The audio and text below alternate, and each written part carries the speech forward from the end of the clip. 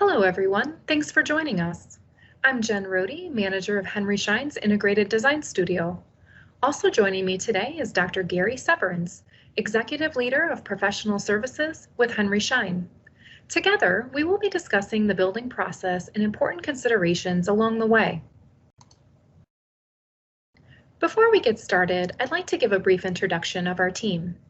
Integrated Design Studio is a team of 20 talented designers with expertise in dental office design, interior finishes, and construction.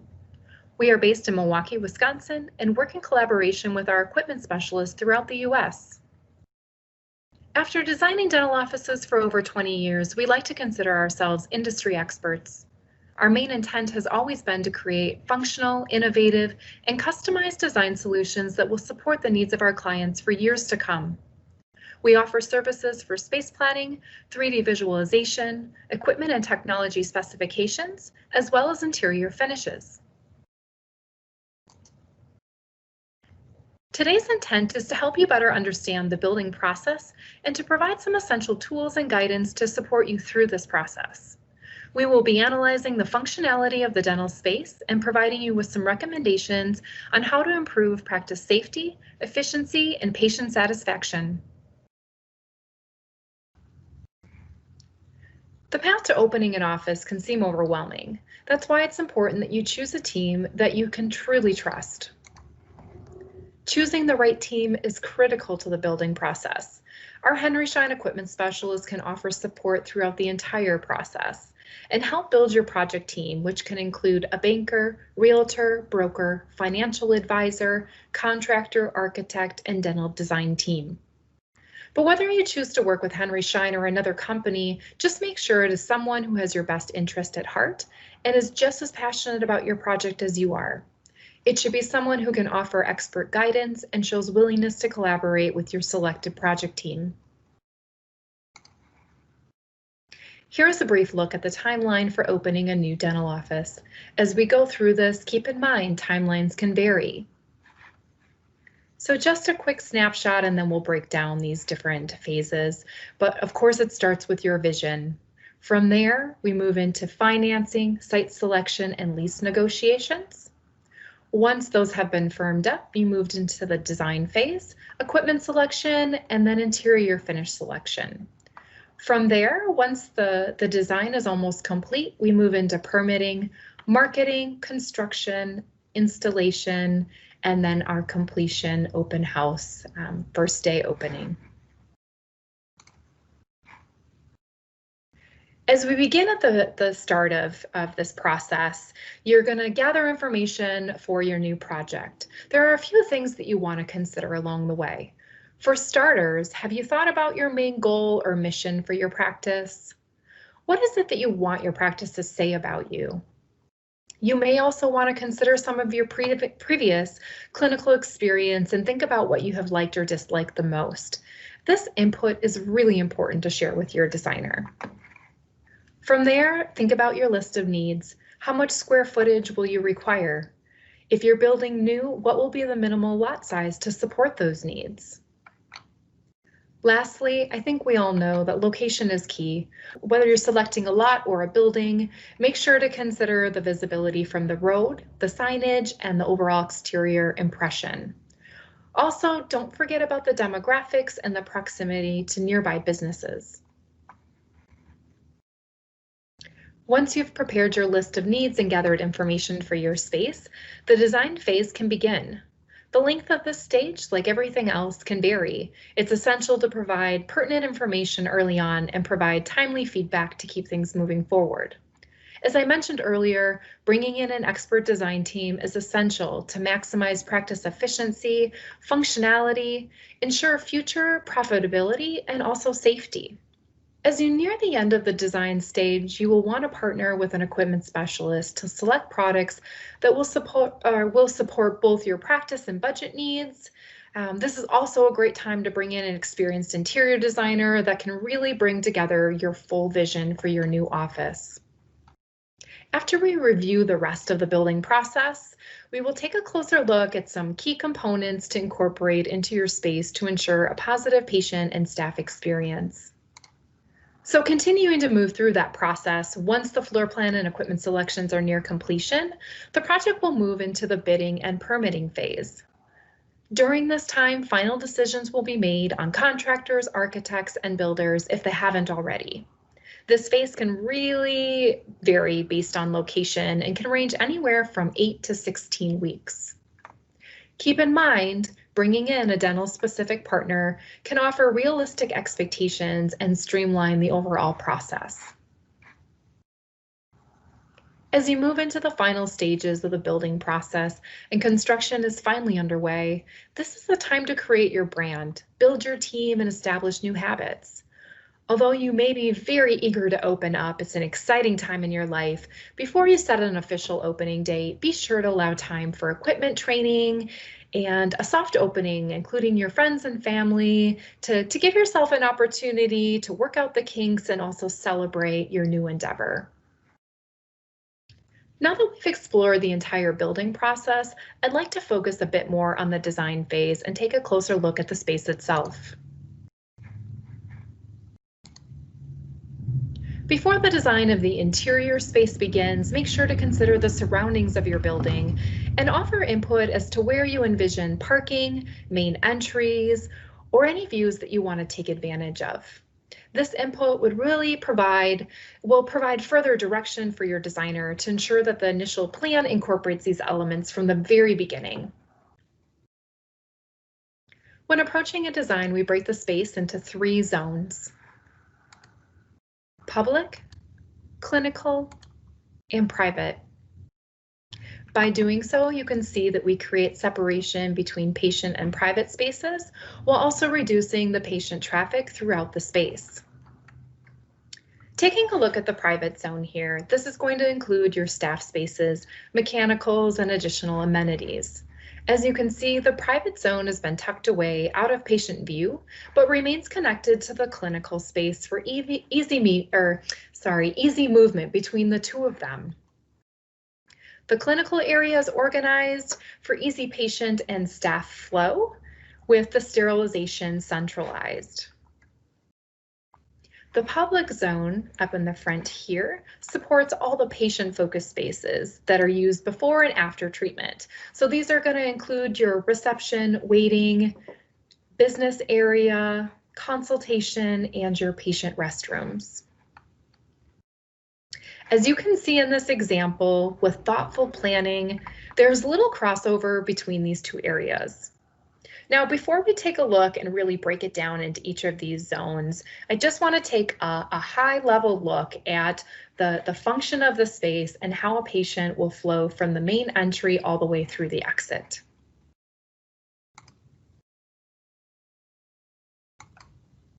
So once again, just a very high-level look at the way that a patient will move throughout this space.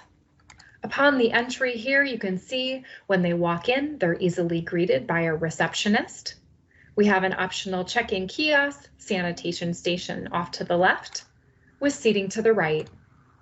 As they continue to move through the space, they have an option to either come through this way if they need to utilize the consult without having to bring the patients all the way through, or they can head towards treatment, passing the imaging alcove on the way if necessary. Heading into treatment, once they finish, they exit out one of these 2 hallways. When they're coming around the corner here, they have a nice view into sterilization with a direct path to the checkout. From there, they exit the building. As you can see, we've created a one-way path through the entire space. All right.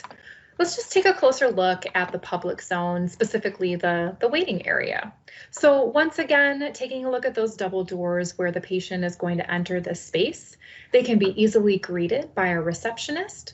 There's a nice clean backdrop here that just creates that diversion from anything else that's going on in the space. You want to make sure that you're avoiding any sight lines into those clinical spaces. From here, also, as I just mentioned on the previous slide, we've created additional amenities for patients entering the space, whether it's an optional check-in kiosk to limit their exposure or a sanitation station to the left.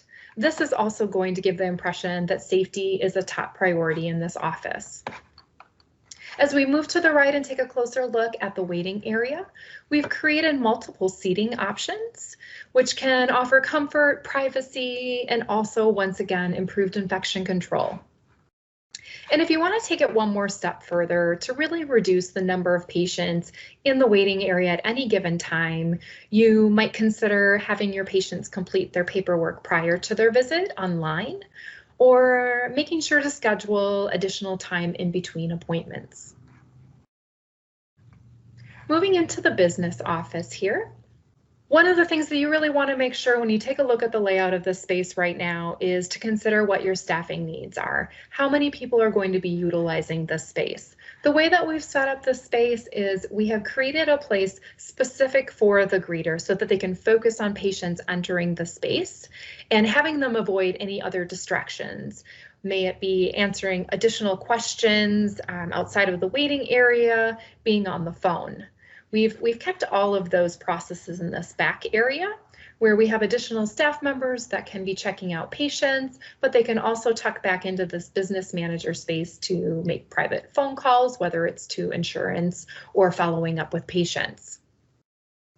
Once again, too, when we looked at kind of that high level look as how a patient would flow through the space, we've created a circular flow at reception all the way through checkout. Patients entering the space are not going to pass by patients that are now exiting the space. Another thing that you can do to really reduce this bottleneck here at checkout is to maybe consider using the treatment room for reappointments and keeping this checkout space for payments only. Restrooms should easily be accessed and monitored. As you can see, we've tucked this restroom just outside the main entry. We prefer to avoid opening it off of the waiting area or directly across from a checkout area to be able to provide a little bit more privacy. And I think no one really wants to be looking directly into that restroom when they're seated waiting in the waiting room. Moving on to the consultation. Once again, we want this space to be easily accessed from the waiting. We want to create a comfortable space to alleviate any patient anxiety that they might be feeling about discussing finances or an upcoming procedure. You may also want to consider additional seating within this space if they bring a family member or if it is pediatrics focused where you might have parents and siblings in one room. So while we recognize that the consultation can provide a comfortable private space for some of these more lengthy conversations, we also get the question on whether this is really necessary. There's going to be times where space is just not going to allow for a consult, and there's other times where practitioners might decide that it's not necessary. We find that there are a lot of people who are utilizing the treatment room to have some of these conversations versus bringing patients into yet another space. Now, if that's something that you choose to do, doing more of those checkout conversations and also some of the more in-depth conversations about procedures, you might want to consider adding some additional maybe guest seating within those spaces if they needed to bring in a spouse or if a parent needed to join in on that conversation. All right. Moving into the clinical zone, taking a look at that imaging area, when we looked at that high level flow through the office, we like to keep imaging kind of in between that public and clinical space. If they need to utilize this space, they can easily come in and then exit and move into their treatment area. Also, if it's going to be using the imaging and consultation for a very initial visit, keeping those up front can really reduce the traffic of patients coming through the space. The sizing of the space is really going to vary. It's going to, one, depend on the equipment, also the requirements of the state.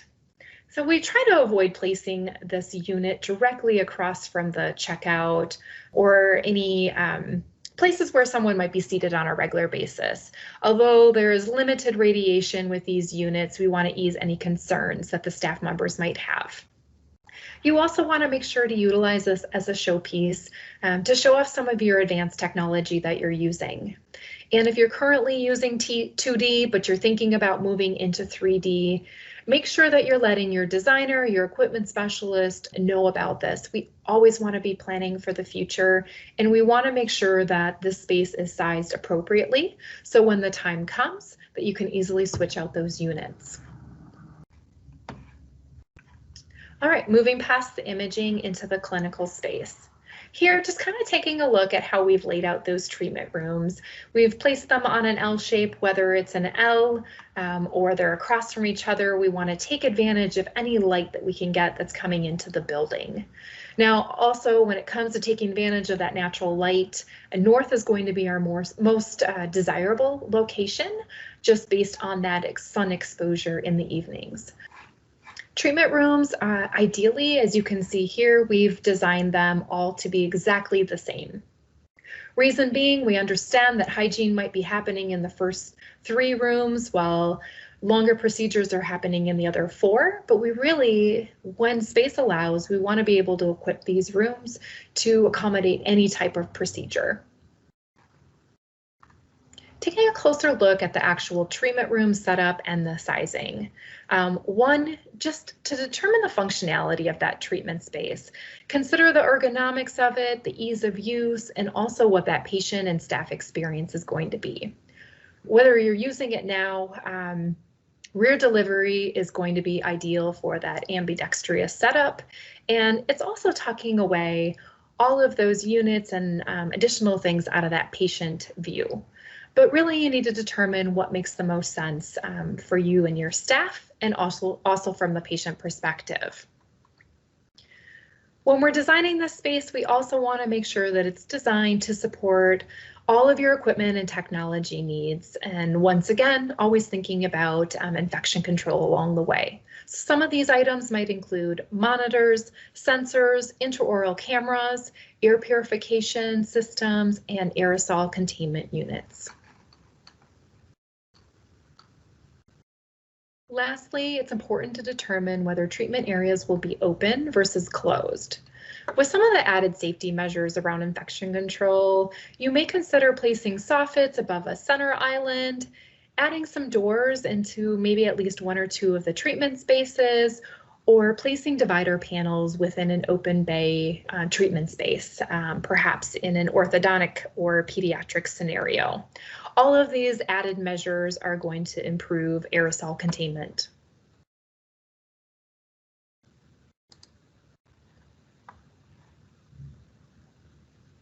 Continuing on with the clinical zone, let's take a closer look at the sterilization. Sterilization, we want to make sure that we're keeping it central to all of the treatment rooms. We're providing easy access in and out. Like you see here, we've got 2 entry points to the sterilization. We want to be able to allow clear separation between the clean and dirty and accommodate any additional storage needs. The ideal configuration for a sterilization is going to be this linear surface that you see here, whether you have 1 linear counter or 2 what we would consider in a galley style. We would recommend selecting manufactured cabinets that are built for the dental environment and are also going to offer that extra layer of infection control. When it comes to sizing, it's really going to be determined by the number of treatment chairs that you have in a space. So a good rule of thumb is to provide 2 linear feet per dental chair. Some last considerations for the sterilization might be water treatment and purification systems. This might be an area that you take advantage of an end little nook where you want to highlight some of the technology that you've brought into the space. Again, determining what is right for you and your practice, this is something that you're going to want to speak with an equipment specialist to really determine what's right for your practice and your location. Continuing on with the clinical zone, taking a look at the lab space. Here we've kept the lab nice and centralized, but we've kind of tucked it out of that main patient path off to the side here. The size is really determined by the use of this space. As with anything, we want to make sure that we're always planning for the future. So make sure to plan for digital solutions, whether you plan to do those today or in the future. This may include creating a display area for a mill, adding extra counter space in the lab if you think you might be placing it in there, or maybe adding a small little alcove that you can store a scanner cart in like you see here. Moving into the private zone. So just kind of taking a closer look in this specific plan that we've developed, we've really separated off the private area, made use of this common corridor, and have placed all of our staff amenities off of there. So starting with the private office, you can see, again, we've created 2 private spaces for what we're expecting to be 2 doctors in this area. We prefer to avoid placing it directly off of the staff lounge or by the reception desk. We want to make sure that when a doctor needs to enter into this office, that they have limited distractions, they're able to run in and jump back out into that treatment space. And if you want to add in, again, one, just the forefront, everyone thinking about infection control, if you have 2 doctors sharing a space, you might want to position them so that they're back to back or add a little semi-private or private divider in that area.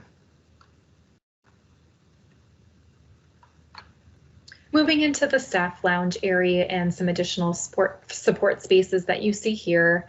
Again, we've created this private corridor. We have a nice entry and exit for our staff, whether it's the doctor or additional staff members. Some additional amenities you might want to consider including our sanitation stations, changing areas, lockers, laundry, and a staff designated restroom. One of the things that often gets overlooked, especially when space is a concern, is the staff area. We want to make sure that the staff that's working within this space feels welcome and at home. We also want them to be able to take a nice break from their day and create a space that might be a little bit more visually different from the rest of the practice. Gives them a chance to step back, refresh, and rejuvenate before they head back into another treatment. Continuing on with the private zone, once again, off this main corridor, we've added a mechanical closet, janitor, and also a cylinder closet within this space. Some key things that you want to think about when it comes to these 2 main spaces is trying to keep them away from some of the treatment room spaces. If they need to provide any maintenance on these mechanicals or they need to deliver cylinders, we've made it nice and easy to locate them directly off this exit without having to come through the entire practice. Also, for both of those spaces, having them on the exterior allows for easy venting. And then lastly, when it comes to the dental mechanicals, those can be noisier spaces. Whenever it's possible, we want to make sure that we, once again, are placing them away from the patient path. Here we're on an exterior wall where sound will not be an issue. If there are times where the mechanicals is going to end up more in that interior space, there are definitely things you can use to dampen that sound, whether it's wall insulation or adding an extra layer of drywall. Now that we have reviewed the zones and functions of each space, I'm going to pass it to Dr. Gary Severance, who is going to expand a bit more on the technologies that can be incorporated throughout the space to further promote safety and also improve infection control. Thank you, Jen. It's a pleasure to present with you today. What I wanted to do is just take a few minutes to cover some of the technologies that can mitigate the risks in dentistry during this pandemic and going forward. What technologies can we use to make our office safer? What technologies can we do to reduce the number of visits by our patients while still keeping the quality and thus reduce the exposures to our patients, our team, and ourselves? And finally, technologies that can be used to track some of these procedures we need to know. And now when we look at the technologies to make our office safer, I'm talking more about the air environment. and airflow. Jen has covered patient flow, but we also have to look at airflow during this. And we certainly have regulatory bodies that have done a wonderful job on directing us, in particular the CDC, the ADA, OSAP, and we have some new organizations now that are being taken into consideration, and that's ASHRAE. The air conditioning HVAC systems, because airflow is key when we look at it. And when we start combining all the information that we know on this, we start looking at how similar the number of hours similar viruses to the current SARS-CoV-2 can live on surfaces. We know airborne for about 3 hours if they're small particulates, and eventually they settle on surfaces. And you can go down and see printing paper or typing paper is only 3 hours as well, but paper money way at the bottom has been shown up to 4 days, and everything in between. And I know Jen will cover different fabrics and different materials used in the dental build-out. So it's important that we know also that dentistry really relies on aerosol generating procedures for its livelihood. And you can obviously know high-speed handpieces, ultrasonic devices, even the air-water syringe creates aerosols. And when we bring in a patient's breath or any air pollutants that they may bring in, we can spread that with aerosols. But we also know it's not a clear line in the sand between aerosol generating procedures and what we would do every day if we sneeze, if we talk, if we speak louder. And so everything is essentially an aerosol generating procedure, whether it's in different parts of the office or not. We have to take air flow and air pollutants into consideration. The EPA has done a wonderful job of giving us some guidance, in particular, and their steps in controlling air pollutants describe source control. Number 2, ventilation and air cleaning. So when we look at that, source control is the number one. If you don't create the aerosol, you don't have to control it outside the mouth. But we do create aerosols, and so we know that we've taken precaution, and dentistry has done a wonderful job with use of rubber dam, procedural rinses, high volume evacuation, and we capture, and even devices like Isolite that can capture up to 95% of the aerosols created in the mouth. But now we start looking outside the mouth and in the breathing environment of dental professionals, and there are devices that are now available. And in fact, they have been available for quite some time. Back in the air abrasion days, these were popular. But now coming back into play, trying to capture as much extraoral aerosols as possible, especially in hygiene areas where we may not use four-handed dentistry all the time. And then finally, once the air is circulated around the room, we want to purify it, and you can do that either locally, as you saw in some of Jen's drawings, small little placement of air purifiers correctly based on the airflow in the office to help supplement that and clear the air or filter the air. They can be local, like in each operatory, or could be centralized as well in your HVAC system. There are devices that do that as well. And the benefits of air purification are very well known. The well-being and health of the dental team, patient health and wellness, patient impressions. We know we're all a little more sensitive of how restaurants, buildings, any indoor spaces are taking care of the air. And certainly if you utilize air purification systems in your office, you do want to make sure the patients are aware of what you're doing. And you have employee benefits of increased productivity and decreased absenteeism has been proven across a lot of different industries. And you may be interested in going to one of the big shopping areas and getting these types of air purification systems that would be used in the home. But I would suggest that the home environment is quite a bit different than a dental environment where aerosols are being generated normally that you don't have in the home environment. And these do a nice job in the home of filtering out most of the air pollutants as well. But we also have a situation in the dental office with a number of different environments, certainly close, unmasked patients, obviously, when you're working on them, and then in the future having masks on everybody. But we're bringing in air with every patient, fresh air, or at least new air, into the environment that you normally don't have the rotation through your home environment, and creating those aerosols that then are circulated throughout the office with the airflow. And when you look at air purifiers, typically they work with either filtration methods or inactivation, and in some cases they combine it. And combination is trying to do everything they can to deactivate and filter out any of the pollutants. If you look at the filtration, you can quickly see that the CDC has recommended air purifiers that use a HEPA filter. You can also look at the charcoal filter for odors and VOCs, or volatile organic compounds.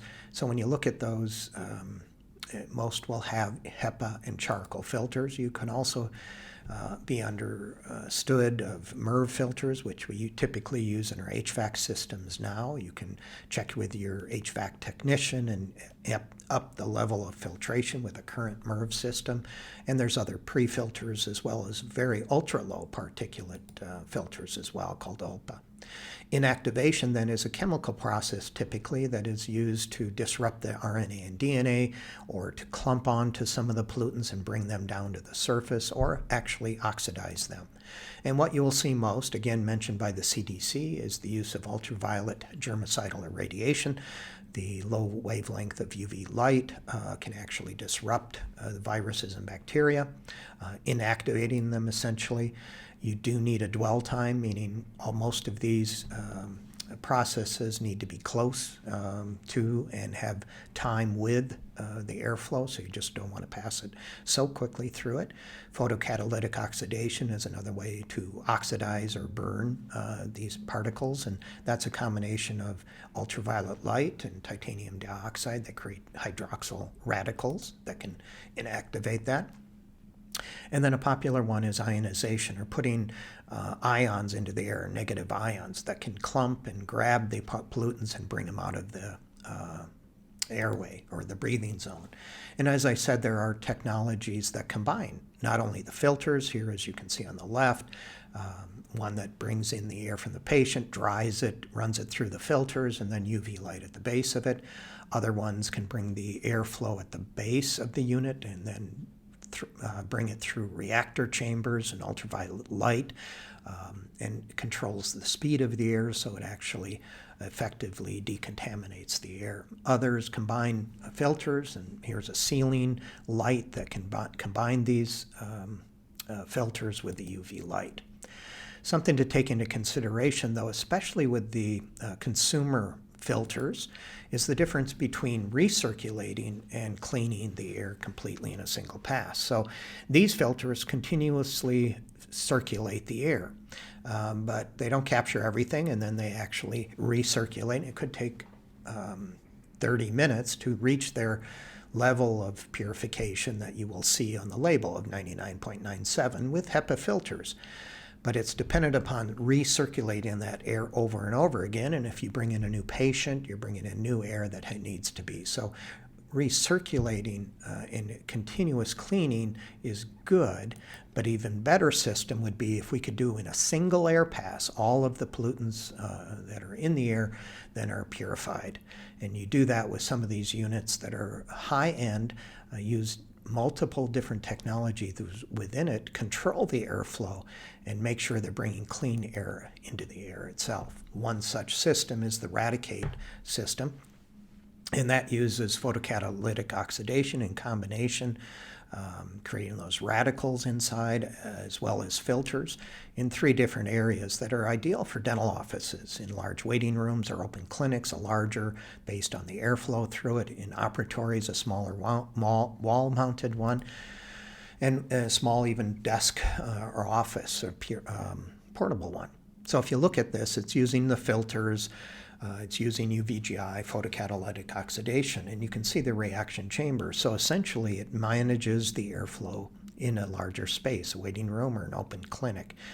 The air is brought out or drawn out of the breathing zone and then up through all these filters and reaction chamber, and essentially then decontaminates or cleans the air in that regard and sends fresh air out into the breathing zone. And so you can see these, you can label them, you can have them in your open areas as well. Also in your operatories that are normally not as large as the waiting area or large spaces, Assuming 8-foot ceilings, you can look at this and see, can I circulate the air? Again, it's bringing in same type of technology, just managing for the space itself, bringing in the air out of the breathing zone, and then laminarly putting them across the wall. So we're bringing fresh air back into the breathing zone. You can see they can be wall mounted, typically at the foot of the patient, so it draws air away from the operating team and then sends air back around to the dental team. And there's even one that has all of these different technologies in a small, maybe front desk or protecting a small office and circulating the air as well. So very small. It's portable too, so you can take it when you travel. So it's very important that we know that every office essentially is different and needs different requirements. But we also know that, dentistry is all about patient visits. And if we can reduce or use technologies to reduce those patient visits, it might be a better procedure for us to look at not bringing patients back. And we want to maintain that quality. So the days of maybe are coming to an end of taking an impression, taking it out of the patient's mouth, using our air water syringe to clean out or to dry it as much as we can so we can visually see it. What we're essentially doing, if we did it that way, is blowing back into the air zone any of the saliva or any of the, or putting aerosols into the air right into the breathing zone of us. And then even more in particular, as we look at it, disinfecting it or carrying it around the office, an impression, can also create aerosols, and then simply sending it out to a laboratory also transfers those aerosols if we don't disinfect it properly. So the days of can we scan, can we capture that, can we sterilize these tips by reducing the amount of generated aerosol or exposure of saliva-laden materials might be a benefit to you. And then the time of being able to do things more efficiently and do more production gives us the opportunity to relook at some of the mills that we can do, the printing that's coming back, able to deliver products instead of having the patient come back. Even something as simple as a bite guard or something else. If we can get that done in the same appointment as we're doing other things, that benefits the patient and benefits the team members of not exposing. Same with chairside restorations, again, limiting the number of visits without compromising the quality. And diagnostic and planning technology. On that first visit, instead of an exam and then coming back after the consult, procedures can be taken with diagnostic tools, with planning tools that allow us to reduce the number of exposures to patients, which they appreciate as well as the dental team members. And then finally, there are technologies, simple technologies that can be used effectively to document and track all these procedures that we're required to do and document an infection control. And one of those is a very interesting one from Health First. And it gives the infection control tasks list. It can protect your office and team, manage incoming patients, safe treatment, kind of a check-off list that can be used and communicates to the whole team. Essentially, it's a software or an application that you can assign to different team members all of the various procedures, your SOPs, when they should do these procedures, and they actually get a communication on it on their phone when it's due. And if you set this up, you can have administrators as well and have very clear communication to your team members of what to do, when to do it, and to make sure that patients are treated appropriately throughout the whole area. And you can have administrators and you can put that available. This is available free from Health First. If you want to go to healthfirst.com and look at the tracking system, it allows you to implement this immediately. So those are just some of the technologies of air purification, technologies that can reduce the number of patient visits, and finally, the technologies that you can implement on tracking who is doing what. Jen, thanks again for allowing me to present with you. Now back to you. Thanks, Gary. That was great information. I appreciate you joining me today. Before we finish up, I would like to touch on some last considerations that will leave a lasting impression. The design of your dental practice does not start and stop with the floor plan and equipment. Bringing in the right interior finishes will bring together the full vision that you have for your space. So whether you plan to utilize one of our interior designers or another design firm, here again, we recommend partnering with a team that can provide professional guidance on interior selections that are really tailored specifically for the dental environment. We can't put enough emphasis on this. In today's environment, commercial grade materials are essential in reducing the risk of infection and are proven to withstand the rigorous cleaning processes that many have in place. So also know that selecting the right finishes can also combat that clinical, somewhat sterile feel of a dental office, while also creating consistency throughout the entire practice, meaning whatever that experience is from the moment that they enter that space, we want to make sure that that's carried through during their entire visit. One of the most exciting aspects of building or remodeling a practice is deciding how you would like the practice to look. How would you like patients to feel the first time that they walk through that door? What you might select for a Los Angeles, California office is probably not going to be the same design as a rural community in Wisconsin.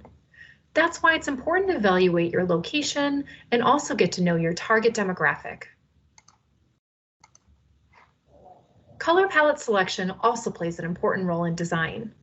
Although we perceive color in slightly different ways, there are fundamental guidelines to selecting color. As you can see here, we've pulled together a green and blue color palette, something commonly seen in dental as it can create a calming effect. A green and blue palette can easily take on a different feel depending on the vibrance or hue. For example, a pediatric office might look a little different from a periodontic. Here are 4 different inspiration images. The first is very natural with rolling hills and a bright blue sky.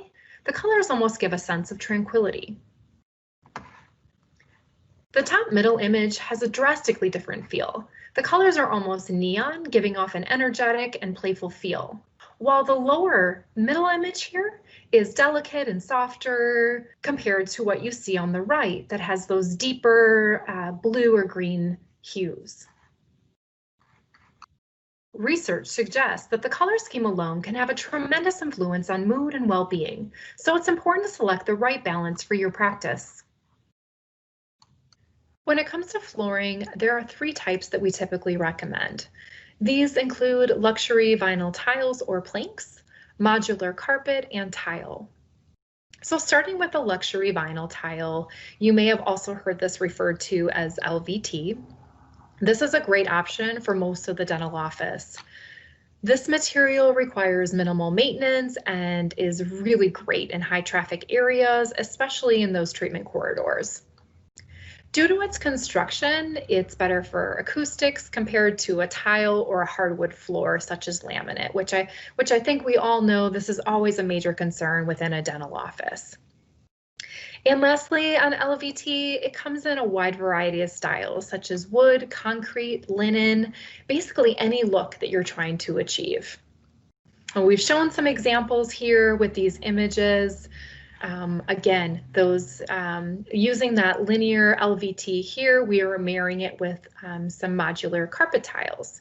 So taking a look at what our options are for carpet, typically you're going to see a modular or a broadloom. Broadloom is the product that I think most all of you are familiar with, as this is typically what's installed in our residential homes.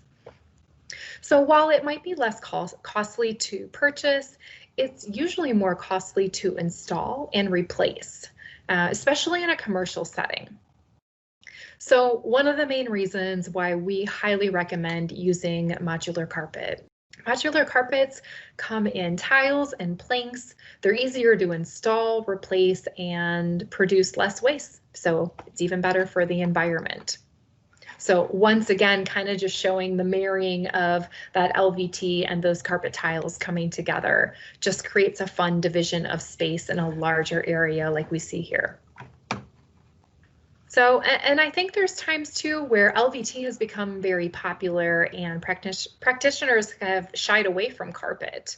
But besides all the different styles, there's also benefits to utilizing carpet, such as aiding in sound absorption, defining the space like we've shown here, providing overall added comfort, and just a visual interest and textures. Most commercial grade carpet tiles are also bleach cleanable. So this is really something important to keep in mind, the cleanability of it. And if you find that you can't get a stain out with the bleach, carpet tiles are easy to pop out and swap out for a new one. So the areas that we're typically recommending the use of carpet tiles are going to be your waiting areas, offices, and treatment corridors. Lastly, just to touch on tile, typically we're going to see this in some of our wet areas. This is going to be your entryways, vestibules, or restrooms. All right, well, here's a fun look at just some different wall treatment recommendations. I think we all have memories of ugly wallpaper or that border around the kitchen that we work so hard to remove. But don't let that be your last impression of wallpaper. Commercial wall covering has really come a long way. There are so many different fun styles that you can see here that can really add interest to a space. Beyond wall covering, there are so many different wall treatment styles available. Here's just kind of a quick snapshot of them. So whether it's wall covering, texture and dimensional panels, tile, wood, wainscoting, or stone. There's just so many different variations that you can use to add interest to a space. And not only are they visually interesting, but they can also act as a wall protectant, provide some advanced durability and cleanability over time that paint wouldn't necessarily offer. So once again, these images are a great representation of how these treatments can be utilized. In here, I really love how they've taken advantage of the treatment focal wall and built in a decorative panel here. So I think there's a lot of fun things that you can do within a space when you add in some of these wall treatments. So whether you're selecting finishes for a business office workstation or a sterilization counter, the material selected here really has to withstand the stringent cleaning procedures and do so beautifully. So here's a quick comparison of each of those surfaces. We've kind of broke down the pros and cons of each. So taking a look at laminate. Again, you can see that laminate really isn't hitting many of those categories, but there's areas where laminate can definitely work, whether it's in the business office, private office, staff lounge, or the patient waiting area. Solid surface is almost hitting all of those points with the exception of being stain, scratch, and heat resistant. Some of the areas we would recommend with solid surface is the treatment areas, lab, sterilization, and restrooms.